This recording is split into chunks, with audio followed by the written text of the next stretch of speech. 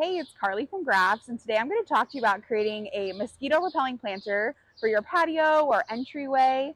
In the back here, I have lavender. It smells amazing, and it'll keep blooming for you all summer.